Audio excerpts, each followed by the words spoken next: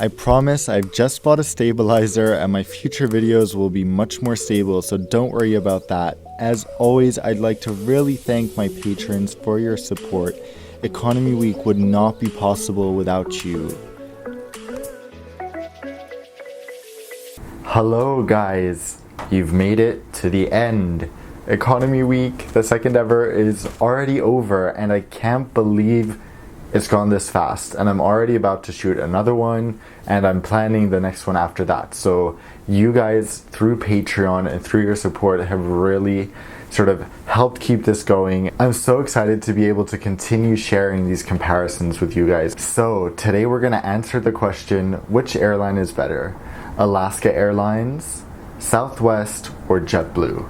Before I give the answer, I'm gonna say that two of these airlines were very close. I'd actually never flown Alaska Airlines before this comparison, so I had experiences with JetBlue. They've all been positive, so I really do know that JetBlue is a great airline.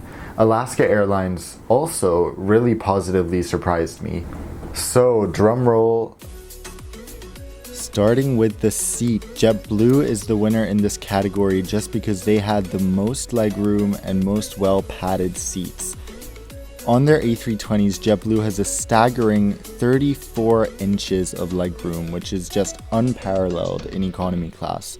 Meanwhile, Alaska also had very impressive legroom, and I wouldn't mind flying their 737 in economy on quite a long flight. It was really generous. On Virgin America, the legroom was slightly worse, and I don't really love the hard back of the seat. Meanwhile, Southwest had the least legroom of all the airlines, and the cabin is super basic, without power ports and USB charging. For food, I would say JetBlue is the winner just because of their fresh meals and salads on transcontinental flights. The snack basket was also great, but I did actually prefer the one on Alaska. It felt slightly bigger and it was $1 cheaper, although I did really enjoy both. Meanwhile, Southwest does not serve any food on board, just a few light, free snacks, so that's good to know, especially on a long transcontinental flight. For service, I incorporated the airline's wider policies, which is why I'm giving this one to Southwest. Since they offer free changes and cancellations where it goes straight into a travel bank. Meanwhile, JetBlue always seems to have the most fantastic crews. I've never had a bad experience with them. They always seem to be in a good mood, joking around, and you always feel welcome on board. Since I flew these airlines on the West Coast and I connected on both JetBlue and Alaska in the LA area, I'll be comparing these airports. Now, to me, Long Beach Airport is a clear winner. While it's not a great passenger experience inside, connections are super smooth, and LAX is the complete opposite.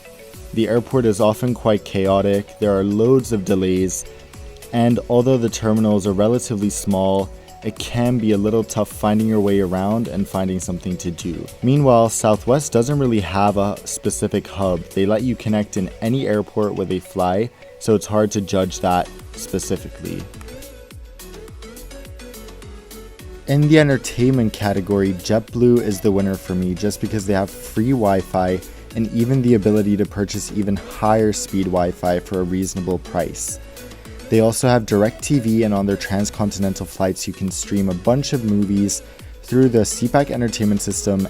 Meanwhile, Alaska also has the ability to stream many different movies, which you can also watch in the CPAC screen on Virgin America. However, they do charge for Wi-Fi. Southwest has the option to use their Wi-Fi, but it does cost money, and you can also buy movies to watch over their Wi-Fi. Now, before I reveal the big result, I want to remind you all that I'm having my first virtual meetup today at 6 p.m. Central European Time, 12 p.m. US Eastern Time, 9 a.m. US Western Time. The meetup will be on Pocket Peeps, which is a really cool app, and you can join it through the link below. I'll also be doing another meetup at the same time, 6 p.m. Central European, on January 1st to bring in the new year. I'll make sure to remind you about that in another video soon. So, drum roll.